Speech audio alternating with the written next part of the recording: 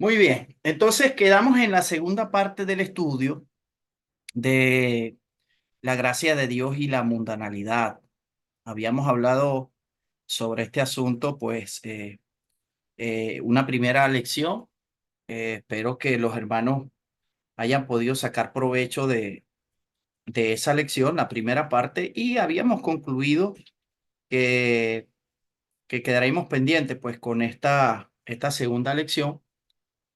Y surgía una pregunta, ¿no? ¿Qué debo hacer? Habíamos concluido en la primera parte de que en un mundo, pues, donde ni siquiera los que profesan la fe en el Señor Jesucristo y otro tipo de creencias que profesan piedad, que profesan el amor, la compasión, ni siquiera se han puesto de acuerdo. Y cada quien, pues, sigue sus propias formas de creencias e ideas. Y vemos pues que por la división religiosa y todo este tipo de situaciones que separan a los hombres, vemos que el mundo se está cada día perdiendo cada vez más pues en lo que es la mundanalidad, alejado de Dios y sin el más mínimo interés o deseo de cambiar sus vidas. Surgía esta pregunta, ¿qué debemos de hacer? Entonces quedamos pendientes con esta segunda parte de esta lección. Los que no pudieron ver la primera parte, bueno, ahí está en el canal del YouTube. Y vamos a arrancar pues con esta segunda parte de esta valiosa lección para cada uno de nosotros. ¿Qué debemos hacer nosotros entonces como hijos de Dios? En primer lugar, hermanos, en primer lugar lo que debemos de hacer es entender que nosotros, aun siendo cristianos, nosotros no podemos cambiar el mundo. Nosotros no podemos cambiar la mente de las personas y toda la Biblia nos muestra ejemplos de que siempre una gran mayoría de personas de que el mundo empezó, siempre han abrazado la parte equivocada, el error, el engaño, la mentira y vivir en pecado. Siempre el gran número de personas, la balanza siempre se ha inclinado hacia esa parte. Entonces, nosotros, ¿verdad? Sabemos que debemos de hacer un trabajo que se nos ha encomendado. Recordemos la palabra oikonomia, esa gracia que se nos encomendó por medio de la predicación del Evangelio. Y a veces, pues cuando estamos haciendo este trabajo de la predicación, a veces nos sentimos frustrados porque no vemos los objetivos que esperamos, que queremos alcanzar y que anhelamos obtener. Entonces, no debemos de sentirnos frustrados porque lo antes mencionado, pues un mundo que está en caos total y que cada día va de mal a peor, eh, a veces no nos permiten ni siquiera la ocasión para acercarnos y hablar del amor del Señor.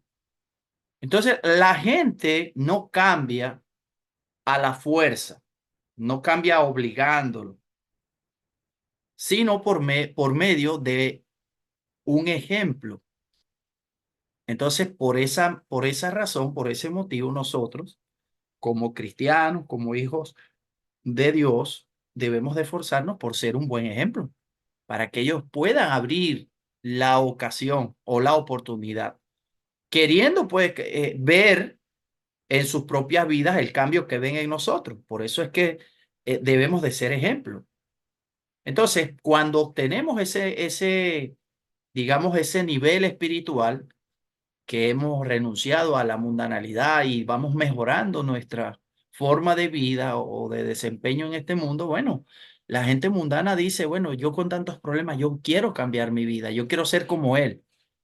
Entonces, cuando ese nivel se puede alcanzar por medio del estudio, de una vida devocional hacia el Señor y la obra, como decíamos en el estudio pasado, mientras uno está ocupado, difícilmente cae de la gracia.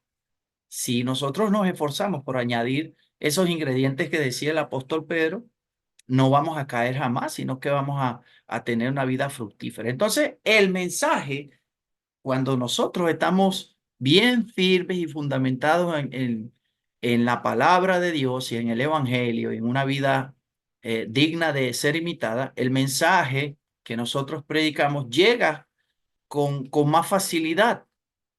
No es un mensaje vacío porque viene respaldado con el testimonio, con el respaldo de nuestras acciones. Entonces, es importante, hermanos, que meditemos en esto. A veces muchos cristianos se sienten agobiados, cansados de tanto trabajar y no ver objetivos, pero nosotros tenemos que entender esto. Entendiendo el estudio anterior del concepto bíblico de la gracia, nosotros tenemos que tomar serias decisiones y hacer un esfuerzo para mantenernos en el lado correcto. Recuerde, la balanza está inclinada hacia el mundo. La mayoría de las personas están perdidas, hermano. Y nosotros que hemos pasado de las tinieblas a la luz, debemos de mantenernos en el lugar correcto, el lugar de privilegios. Es decir, dentro del pueblo de Dios, de la familia de la fe, o dentro del reino de Cristo, que sabemos bíblicamente como lo encontramos allí en la Biblia, en la palabra, es la iglesia del Señor, que es su cuerpo, es su reino. La Biblia lo declara. En estos pasajes encontramos esa verdad bíblica. Entonces, hoy, hermanos, en esta segunda parte, vamos a estar desarrollando 4 puntos. Este es un estudio bastante amplio. Hay hermanos que han desarrollado acerca del tema de la gracia unas lecciones muy, digamos, profundas y magistrales, o sea, majestuosas, unas lecciones muy hermosas y bueno, parte de algunas referencias bíblicas y de algunos de estos estudios, lo estoy yo resumiendo en esta pequeña lección. Vamos a estar hablando de 4 puntos. El primer punto es entender que hay doctrinas de hombres que tuercen y contradicen muchos textos bíblicos. El segundo punto es que debemos de entender que la gracia es condicional. El tercero, debemos de entender la responsabilidad que tiene el hombre con respecto a la gracia de Dios. Y el último es entender que hay obras que quedan excluidas. Entonces, hablando del primer punto, nosotros tenemos que entender pues que esto es lamentable porque esto no es nuevo. En Mateo 15, 8 y 9 dice la palabra de Dios, este pueblo de labios me honra, mas su corazón está lejos de mí. Pues en vano me honran enseñando como doctrinas mandamientos de hombres. Es decir, que en los tiempos del Señor ya esto era una problemática dentro del pueblo de Dios, porque ya el pueblo había sido contaminado por esta costumbre de ciertos hombres que se habían apartado de los principios que Dios había establecido de tiempos muy antiguos. En el Nuevo Testamento encontramos otro texto allí en Colosenses 2. El apóstol Pablo dice en esta carta, en el verso 22, dice, en conformidad a mandamientos y doctrinas de hombre, cosas eh, cosas que todas se destruyen con el uso. Entonces, a veces, hermanos, caemos en este error de abrazar doctrina o pensamientos que nos llevan a realizar o a desarrollar, fabricar doctrinas, enseñanzas que contradicen la palabra de Dios o torcer textos bíblicos. Entonces, dentro del pueblo de Dios se levantan hombres con este tipo de ideas que desvían al rebaño. Esto no es nuevo, esto siempre se ha visto. Entonces crean leyes. En el caso de la iglesia también se ve afectada por esto. Crean leyes locales y nosotros como cristianos sabemos que dentro de la congregación pues debe de haber una autonomía congregacional y es importante respetar la autonomía congregacional. Pero al mismo tiempo, cuando uno ve este tipo de situaciones, pues hay que mostrar un deseo de ayudar y también de advertir el peligro cuando estas cosas se manifiestan dentro de las congregaciones locales que pertenecen al reino del Señor, que es la iglesia. Entonces, nosotros tenemos que entender, hermanos, que esto no es nuevo. Allí en la tercera de Juan, en la tercera epístola de Juan, allí en el capítulo 1, verso 9, se menciona un hombre que todos los que hemos leído, pues el Nuevo Testamento sabemos de quién se trata. Se trata de Diótrefes. Y este hombre se había adueñado del primer puesto allí en la congregación, haciéndose pasar por el dirigente, un dirigente implacable, inflexible, que tenía una actitud que ni siquiera dejaba, pues que los mismos apóstoles se acercaran para ayudar a los hermanos que de cierta forma estaban presos allí bajo su artimaña.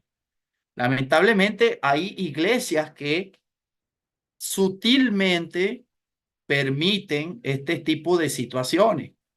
A veces hay personas pues que hacen el trabajo de la evangelización, o son maestros de Biblia, o son predicadores, y a veces también puede suceder en los ancianos y diáconos, que se pueden desviar y pueden estar introduciendo dentro de la congregación doctrinas de hombres.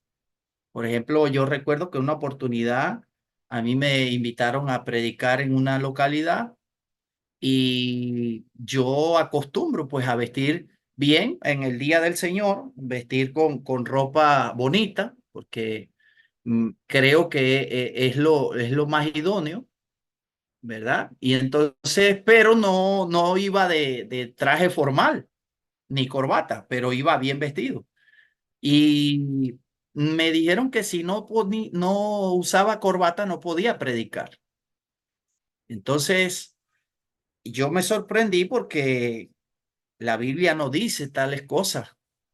La Biblia no menciona que hay que tener un atuendo específico para poder llevar la palabra, sino todo lo contrario. Vemos a Juan el Bautista, que era un hombre sumamente sencillo, y su atuendo era de piel de camello, y su dieta era miel silvestre. O sea, era un hombre muy sencillo, y Dios lo usaba como instrumento. Entonces, a veces pues suceden este tipo de situaciones, y nosotros tenemos que ser humildes, hermanos. En primer lugar, bueno, cuando esto sucede, usted no va a dejar de predicar. Usted, en el momento, lo correcto es acceder a la petición para respetar la conciencia de los hermanos y lograr el objetivo, que es transmitir el mensaje de la palabra de Dios.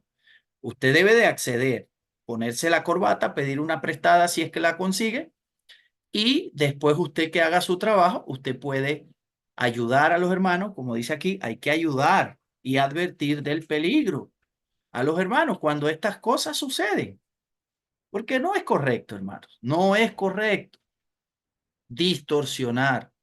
Entonces nosotros tenemos que entender que hay hombres que tuercen las escrituras y contradicen la palabra del Señor. Entonces, en el segundo punto, hermanos, nosotros debemos también de entender que la gracia es condicional.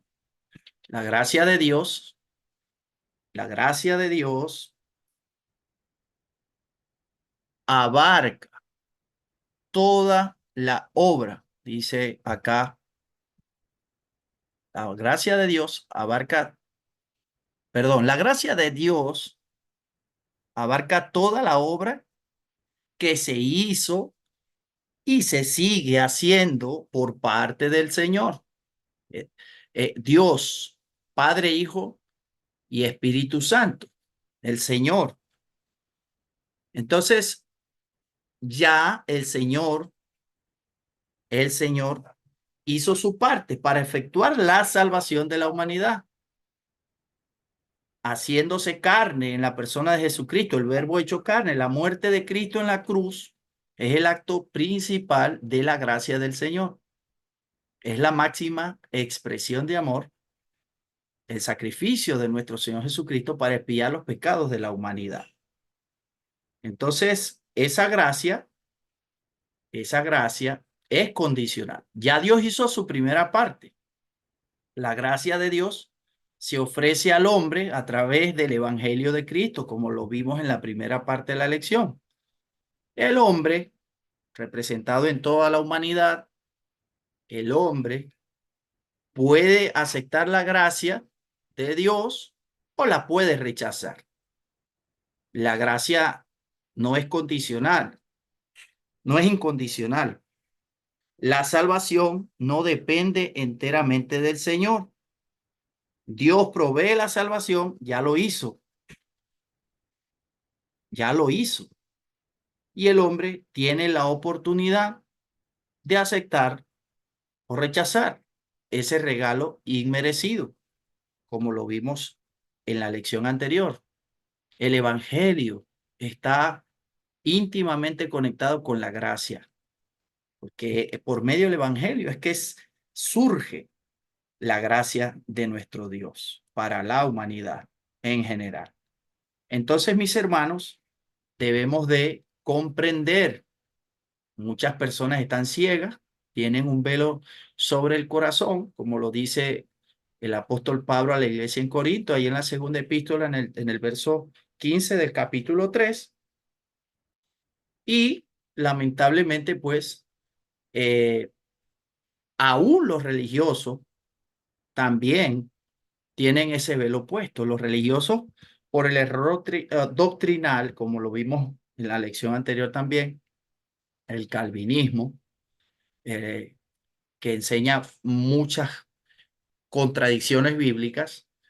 eh, También hay otros grupos religiosos que enseñan unas doctrinas equivocadas. Entonces, los religiosos tienen un velo puesto enseñando errores doctrinales, errores como acerca del pecado original, la vigencia de la ley, como lo hacen los sabatistas y los judíos mesiánicos, todo este movimiento que se aferra a enseñar que la ley está vigente.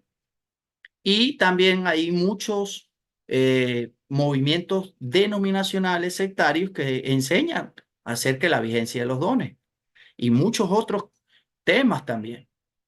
Entonces, tienen un velo puesto.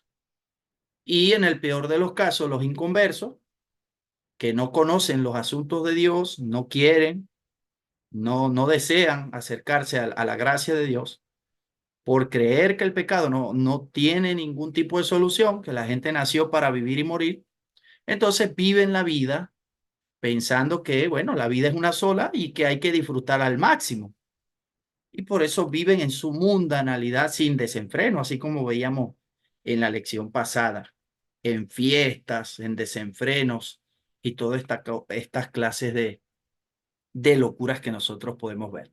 Entonces, los sectarios enseñan mucho sobre la naturaleza corrompida del hombre, la herencia de Adán desde que pecó. Enseña erróneamente que el pecado de Adán fue imputado, es decir, contado al hombre, a la humanidad, a la descendencia de Adán, a toda la humanidad. Entonces, es un error doctrinal terrible. Entonces, por eso se concluye erróneamente que la gracia también es incondicional. Es decir, que Dios no debería de exigir nada debido a la incapacidad espiritual del hombre por causa del pecado original. Eso es un error terrible, pero nosotros tenemos que entender que la gracia es condicional, no es incondicional. Dios hizo su parte en la persona de Jesucristo y nosotros debemos también de hacer nuestra parte. El hombre es responsable ante Dios. Él tiene la libertad de decisión. Dios en el principio le dijo al hombre cuáles serían las consecuencias si él tomaba la decisión de desobedecer y lamentablemente él decidió en su libre albedrío, lo que conocemos como libertad de elección o libertad de pensamiento y elección. Entonces el hombre decidió pecar. Entonces, el hombre es responsable ante Dios, él tiene la libertad de decisión y puede decidir entre aceptar o rechazar, en este caso, la gracia de Dios. ¿Por qué? Porque ya pecó, ya el daño está hecho.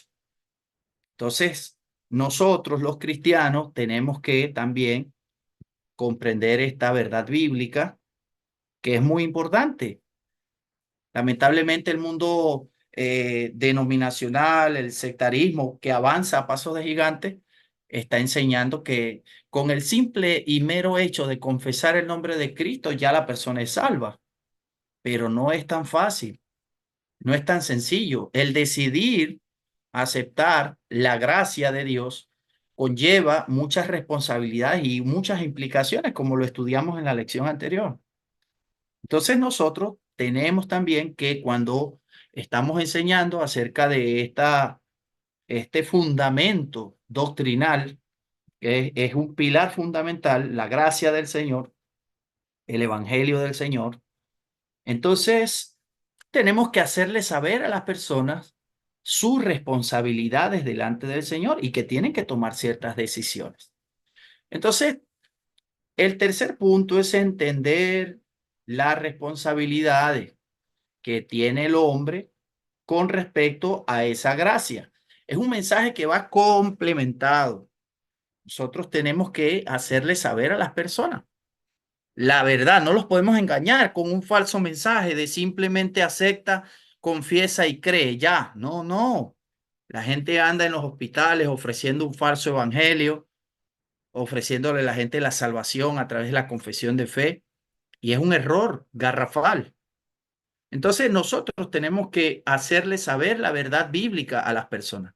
Al obedecer el evangelio de Cristo, el hombre recibe la gracia de Dios y ya está reconciliado con Dios, según 2 Corintios 5 del 18 al 20. Y por esta causa debe compartir el beneficio con sus semejantes. No podemos ser egoístas nosotros y quedarnos nosotros con el mensaje y la causa, ¿no? Debemos de tomar también las decisiones de compartir el mensaje. Es decir, que tiene muchas implicaciones vivir en la gracia de Dios. Usted no se puede salvar y vivir pensando que ya Dios lo salvó y usted simplemente se queda en su zona de confort y ya, porque es salvo. No, hermano, no es tan sencillo. Nosotros tenemos que atender el llamado. Recuerde la palabra oikonomia. Hay una comisión, una encomienda, una dispensación que debemos de administrarle a las personas como buenos mayordomos de eso, de la gracia del Señor, como buenos administradores.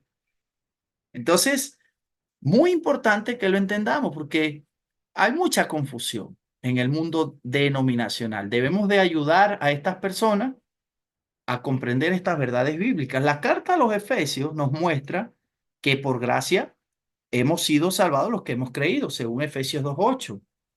Pero vemos también el ejemplo de que cuando Pedro estuvo allí, Pablo estuvo en Éfeso, en el capítulo 19 de Hechos, vemos que los efesios, estos hermanos, tuvieron que tomar decisiones para poder recibir la gracia del Señor. Entonces, ellos tuvieron que tomar decisiones, tuvieron que creer y bautizarse. No dice que confesaron y se salvaron, no.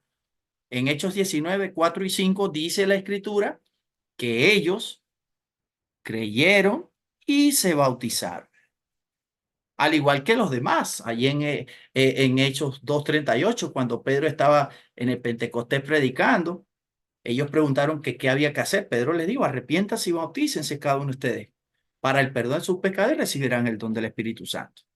Y ahí en el 18:8 también está otra referencia. Entonces, para recibir la gracia de Dios, nosotros tenemos que hacer también nuestra parte. Entonces, ¿es posible recibir la gracia en vano?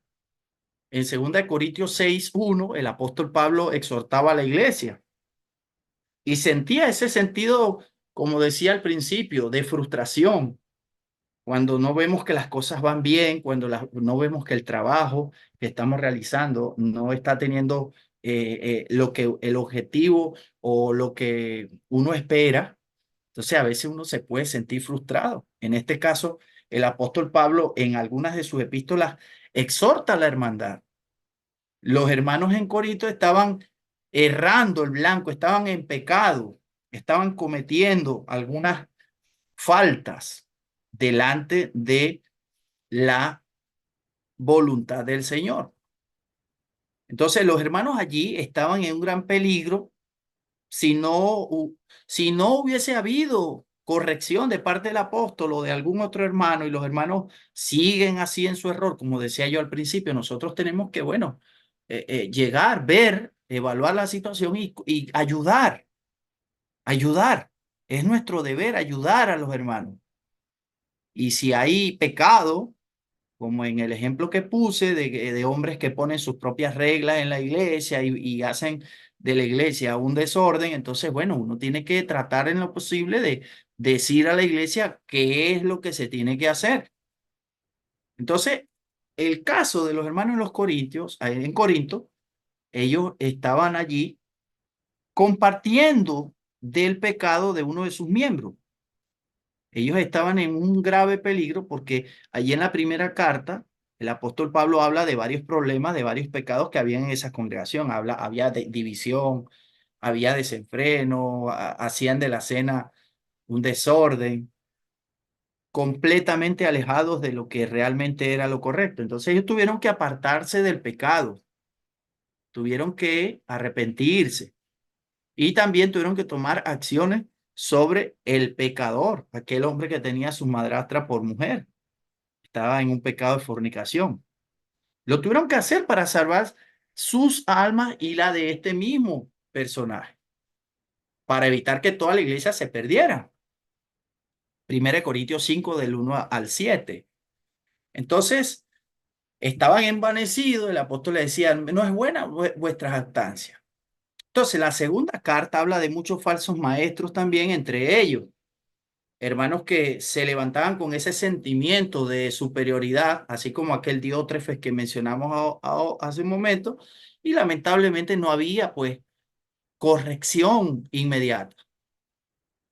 Es por eso que nosotros, los cristianos, tenemos que entender, tenemos que tratar en la medida de lo posible de cooperar entre nosotros, los que hacemos un papel de enseñar, tenemos que mantener buenas relaciones con otros hermanos que enseñan para que las cosas vayan con armonía y que todas las iglesias se beneficien de lo que es correcto. Ese es el deber ser, hermano. Entonces, lamentablemente hay congregaciones enteras que se pierden por falta de dirección. Hay congregaciones enteras que se pueden llegar a perder por estos problemas, por estos males. Entonces, mis hermanos, tenemos que comprender, debemos de ser hacedores de la palabra, como decía el apóstol Santiago allí, en el capítulo 1, verso 22 y verso 27, en el capítulo 2 del 14 al 26. Si no lo somos, entonces recibimos la gracia en vano. Eso tiene muchas implicaciones. El cristiano, como lo dije al principio, para poder predicar y tener eficacia en su trabajo de predicación, tiene que llevar un buen testimonio para que el mensaje vaya acompañado, vaya respaldado, la palabra no vaya vacía. Y eso tiene muchas implicaciones. En este caso, el apóstol Santiago dice que hay que controlar la lengua, hay que dominar el cuerpo, las emociones, el carácter. Entonces, hay que estar atentos, mis hermanos. Hay que estar atentos, hay que mirar bien, no sea que alguno deje de alcanzar la gracia de Dios, decía el hermano. Entonces, en Hebreos 12:15, algunos querían volver a la ley de Moisés, como hoy en día muchos están volviendo a la ley, enseñando acerca del sábado, de los alimentos impuros y todas estas doctrinas que formaban parte del antiguo pacto. Entonces, aquí encontramos una referencia en Hebreos 12:15, donde estos hermanos también querían hacer lo mismo, estaban en peligro de ser privados de la gracia, de la libertad, que es vivir en la fe de Jesucristo y el Evangelio. Entonces estaban desechando el sacrificio de nuestro Señor y querían volver a justificarse por las obras de la ley. Nosotros no podemos desechar la gracia de Dios porque ya el sacrificio se hizo y toda la ley desde Génesis hasta Malaquías, todo lo que decía la ley y los profetas acerca del Cristo, ya se cumplió. Todos los profetas habían hablado acerca de lo que iba a acontecer. Y no podemos pues desechar la obra redentora de nuestro Señor y esa libertad que ahora nos da según el amor que opera en nosotros. No podemos desechar la gracia de Dios, como le decía el hermano Pablo a los Gálatas, ahí en el 2:21. Lamentablemente este mal estaba allí en el primer siglo. Algunos de los hermanos en Galacia hacían nula la gracia de Dios, viviendo de manera mezclada. Mezclaban la ley, su forma judaica de vivir, la ley de Moisés, con el evangelio, con la gracia de Jesucristo y la libertad que él ofrece. Nosotros sabemos la diferencia, hermano. Los que vivían en la ley vivían bajo temor de ser sorprendidos en alguna falta y llevados a juicio para ser muertos, según la ley. Pero la gracia de Cristo nos ayuda a comprender que ya debemos de vivir como salvos. No cumplimos para salvarnos, sino porque ya somos salvos. Debemos de vivir como salvados. Entonces Pablo les aclara con mucho énfasis que existía un gran peligro por esta terrible confusión que ellos tenían. Y él los exhorta. Él les dice, de Cristo se están desligando los que quieren justificarse por la ley. De la gracia se han caído. En Gálatas 5:4. Entonces, este texto, que es bastante claro y contundente, destruye la actual enseñanza errónea de los calvinistas y de algunos sectarios que enseñan que el hombre salvo no puede perderse, es decir, que la salvación no se pierde. Esa es una doctrina que ha tomado muchísima fuerza. Entonces nosotros, hermanos, como cristianos fieles, practicantes de la verdad, tenemos que abrazar esta poderosa verdad bíblica. Gálatas 5:4 lo dice, claro que la gracia se puede perder. Este texto destruye automáticamente esa falsa enseñanza calvinista. Entonces, el hombre que ha sido salvado puede llegar a perderse. Y hemos visto ejemplos en la Biblia.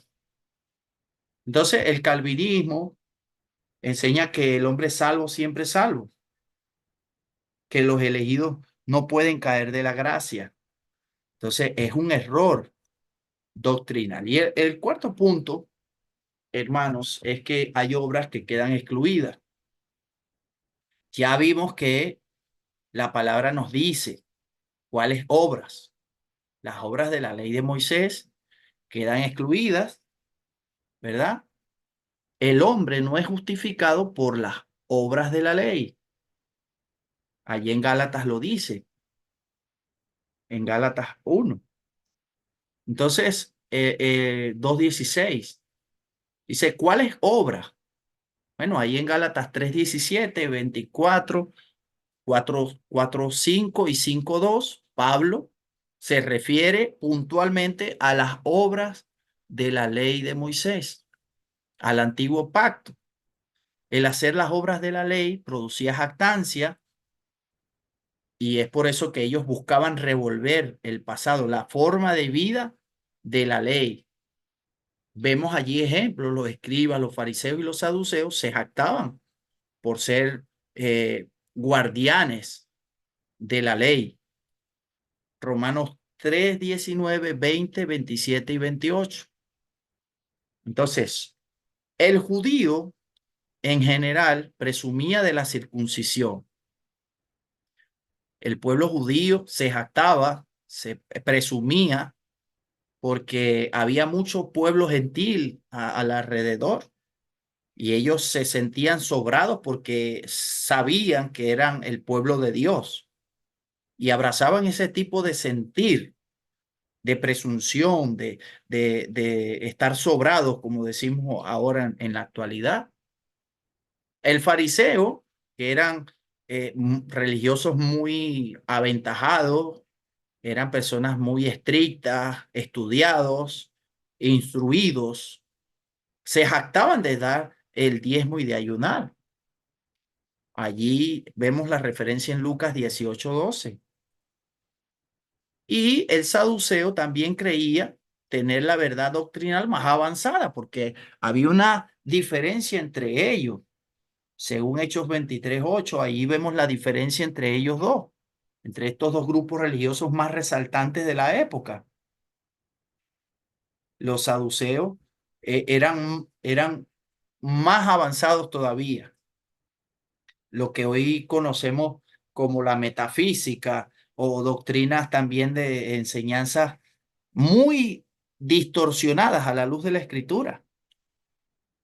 Entonces, el materialismo y este tipo de doctrinas, donde ellos no creían, eh, ellas no creían en la resurrección, sino en la reencarnación. Entonces, el cumplir la ley producía deuda. Cuando nosotros vemos, pues, el Antiguo Testamento, Primera de Reyes 2:3, Deuteronomio 4:40, 12:28, la ley se educaba al pueblo bajo una promesa. En los tiempos de la ley, la gente cumplía para recibir un beneficio, pero en la gracia es diferente. En Romanos 4:4 vemos una referencia que es interesante. Ese texto es un poco complejo. Vamos a leerlo rápidamente. Ese texto es un poco complejo. Dice Romanos 4:4, dice, pero al que obra no se le cuenta el salario como gracia, sino como deuda. Entonces es un texto un poco controversial si no lo sabemos interpretar. ¿Por qué? Porque en los tiempos de la ley, el que se portaba bien sentía que, bueno, que iba a obtener algo a cambio y puede llegar a ser malinterpretado como en los tiempos de ahora la gracia se obtiene por medio de un esfuerzo y de trabajo. O sea, mientras yo hago más y me porto mejor, entonces me deben la gracia, me deben la salvación. Se puede llegar a malinterpretar, pero Dios no debe nada a nadie, hermanos. Nadie merecía la salvación porque todos, dice la Biblia, todos, por cuanto todos pecaron y están destituidos de la presencia del Señor, de la gracia, de la misericordia del Señor. Todos aún se han desviado, decía el apóstol. Entonces, el apóstol Pablo resalta la fe y no minimiza la obediencia al evangelio. Es importante que nosotros comprendamos esta gran diferencia. Todo lo contrario, allí, cuando leemos todo el capítulo completo del capítulo 4 allí en Romanos, nos damos cuenta de que la fe predomina poniendo a Abraham como ejemplo. Entonces hace una gran diferencia entre la obediencia y la fe. La obediencia y enfatiza la diferencia entre la ley y la fe y pone a Abraham como ejemplo. Es un pasaje bastante interesante. Y luego el capítulo 5 y 6 nos muestra en el contexto la justificación por medio de Jesucristo, el pecado del hombre en el capítulo 5 y el resultado de la justificación por medio del evangelio. Y en el capítulo 6 se nos muestra claramente qué es lo que debe de hacer el hombre.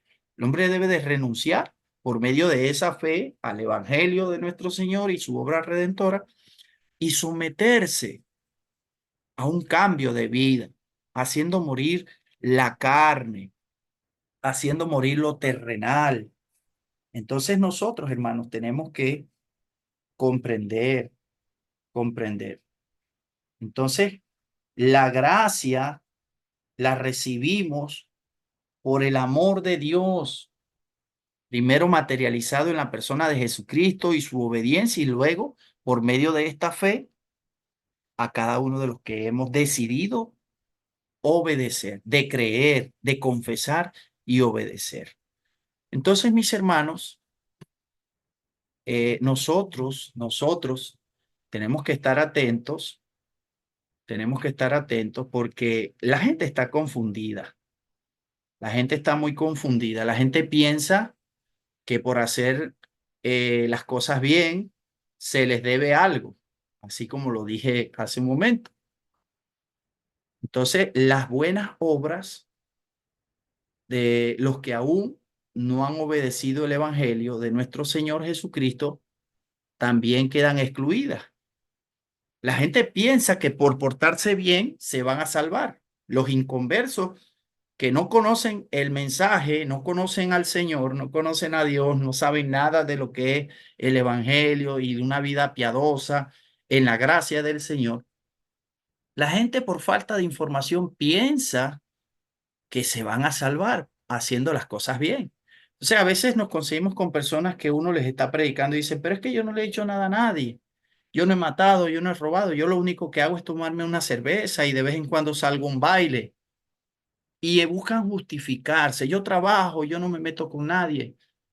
Pero nosotros sabemos, hermanos, que las buenas obras, ¿verdad? De los que no han pasado por ese procedimiento de creer al Señor, de arrepentirse, de obedecer, de bautizarse, confesando el nombre del Señor, pues por más bien que se porten, no les va a contar su obra, porque si no, en este caso, bajo ese pensamiento, bajo ese criterio, bajo esa forma de pensamiento, entonces los ricos, la gente con dinero, tuviesen más oportunidades de salvarse, haciendo obras sociales, obras de caridad, ayudando a los huérfanos, a los enfermos y todo este tipo de obras que son obras buenas. Entonces, la pudiésemos definir como la piedad inconversa. ¿Por qué? Porque se define como piedad a la virtud que inspira por el amor a Dios, la tierna devoción a las cosas santas y por el amor al prójimo, los actos de amor y de compasión. Pero ¿cómo puede ser una persona que no conoce a Dios piadosa? No, hermanos, la piedad va íntimamente conectada con los asuntos del Señor, con la fe, con la obediencia a la voluntad de Dios. Entonces, es importante que nosotros sepamos diferenciar las cosas. No pueden salvarnos esas obras. En este caso, los inconversos no se pueden salvar haciendo obras buenas, porque no es por obra la salvación. Ahora, no quiere decir que no tenemos que hacer nada, ya lo dije anteriormente, no es incondicional, es condicional. Nosotros tenemos que hacer algunas obras, pero son obras de fe. Y ya los que hemos pasado de un lado a otro, de muerte a vida, de una vida mundana a una vida piadosa, a una vida en la fe, entonces ya nosotros hacemos las obras porque somos salvos, no para salvarnos. Entonces, las obras no pueden salvar a nadie, según Hechos 10:1 y 2, Tito 3:5. Y dice la Escritura, no por obras de justicia que nosotros hubiésemos hecho, como por ejemplo en Hechos 10, las obras de Cornelio. Cornelio todavía no era cristiano, pero él tenía unas características. Dice la Escritura que este hombre oraba a Dios, es decir, que creía en el Señor. Y era piadoso, hacía obras de caridad, pero le faltaba algo. Y nosotros cuando leemos esa historia, vemos que este hombre, ¿verdad? Siendo bueno, Dios lo toma en cuenta para que no se pierda. No era un hombre que vivía en los desenfrenos, no, no, era un hombre que tenía un puesto importante, era un funcionario, pero él quería un cambio. ¿Por qué? Porque llega el mensaje a él y a los suyos y obedecen. Entonces nosotros, hermanos, tenemos esta referencia como ejemplo, segunda de Timoteo 1:9. También es importante, hermano, el apóstol Pablo habla de estas obras humanas y las obras de la ley de Moisés, así como lo leímos en Efesios, el capítulo 2:9. Y no es por obras que Dios salva a las personas, no es por las obras buenas que se esfuerzan por hacer, pero no quedan excluidas las obras enseñadas por Jesucristo y sus apóstoles, no quedan fuera. ¿Por qué? Porque todo lo enseñado por Dios en la persona de Jesucristo fue su doctrina y sus mandamientos. Y luego el Espíritu Santo derramado en los apóstoles, los comisionados, los enviados, los apóstoles, pues son mandamientos para el pueblo cristiano, para los que hemos pasado por el proceso, los que hemos creído. Pablo enseñó que lo que salva es la fe que obra por el amor, es decir, por el amor de Dios en nosotros. Cuando nosotros comprendemos eso, pues vivimos una vida llena de agradecimiento y lo menos que podemos hacer es vivir como salvados. Santiago, el apóstol, decía que la fe sin obra es muerta. Por supuesto, porque si usted es una persona de fe, usted vive haciendo. Y si usted no hace, pues su fe es infructífera. No vives en la fe. Santiago 2 del 14 al 26. Entonces, ahí el versículo 24 es importantísimo. Santiago usa el mismo verbo que usa Pablo allí en la epístola a los Romanos, en el capítulo 3 del 9 al 20 y en Gálatas 2:16. Entonces, hermanos, este asunto ha sido usado por sectarios e inconversos para generar controversia, contradecir la Biblia y torcer la verdad bíblica. Quieren usar este punto como un punto de anclaje para justificar sus doctrinas y sus creencias. Entonces, es importante, hermanos, es importante porque la justificación de parte de Dios para con nosotros viene a través de la fe. Y una vez ejecutada, materializada la fe en Jesucristo, debemos de vivir todos nosotros una vida llena de agradecimiento, llena de frutos. Hay que tener presente que el apóstol Pablo usa la palabra fe tanto en sentido objetivo, la fe, la religión de Cristo, en Gálatas 3:24 y 25 y Judas 3, como subjetivo, el creer de uno. Entonces también debemos recordar que Pablo habla de las obras como cualquier otro medio de buscar la justificación, aparte del Evangelio de Cristo, la gracia de Dios. Nosotros, mis hermanos, tenemos que vivir armados de este pensamiento. Nosotros tenemos que comprender que tenemos que vivir una vida de acción en el Señor, que la fe esté completamente llena de obras de justicia. No puede usted perder la gracia de Dios por estar dando rienda suelta a su imaginación. Todo lo antes mencionado en la lección 1 y esta nos capacita, mis hermanos, para comprender cuál es la voluntad de Dios y su hermosa gracia para con toda la humanidad. El inconverso, el mundano, debe acercarse a Dios y renunciar a la mundanalidad. Sabemos lo que dice la Escritura. Para el hombre común, el hombre inconverso, todas estas cosas son locuras. Pero siempre, hermanos, hay alguien que aún en medio de sus problemas, en medio de su dolor, en medio de la desesperación, busca ayuda, busca. Entonces ahí es donde el creyente no se debe de salir de lo establecido por el Señor, del patrón bíblico, de la gracia, del mensaje, de la doctrina, ¿verdad? No debe de salirse de ese orden bíblico establecido por Dios en la palabra. No puede inventar cosas, sobre todo debe asumir la responsabilidad para que las personas de este mundo, esos que andan buscando respuestas, esas personas que quieren una respuesta a sus problemas, puedan hallarla en la persona de Jesucristo y puedan salvarse, puedan alcanzar esa hermosa gracia de Dios. Nosotros, mis hermanos, debemos de recordar, como decía el apóstol allí en Romanos 10, verso 14 al 17, ¿cómo pues invocarán a aquel en el cual no han creído? ¿Cómo y cómo creerán en aquel de quien no han oído? ¿Y cómo oirán sin haber quien les predique? ¿Y cómo predicarán si no fueren enviados? Entonces vemos aquí que es un orden, como está escrito. Cuán hermosos son los pies de los que anuncian la paz, de los que anuncian las buenas nuevas. Mas no todos obedecieron al evangelio. Pues Isaías dice, Señor, ¿quién ha creído a nuestro anuncio? Así que la fe es por el oír y el oír por la palabra de Dios.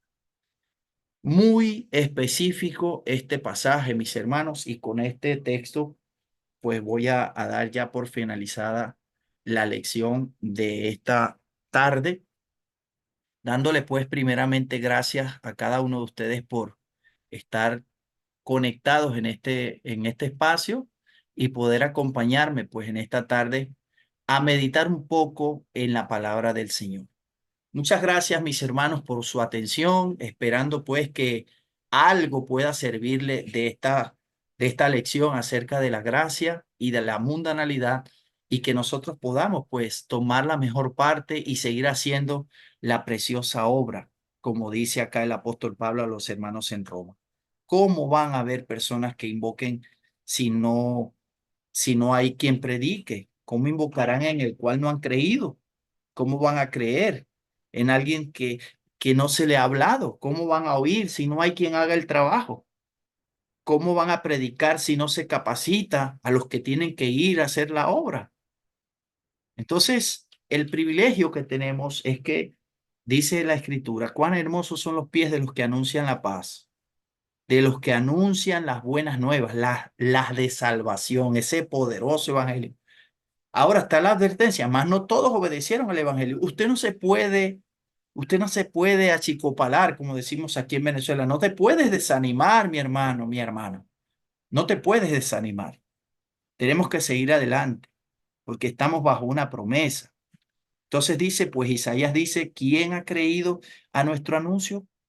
Así que la fe es por el oír y el oír por la palabra de Dios. No nos cansemos, mis hermanos, de seguir predicando la palabra de Dios y conforme a su santa y divina voluntad.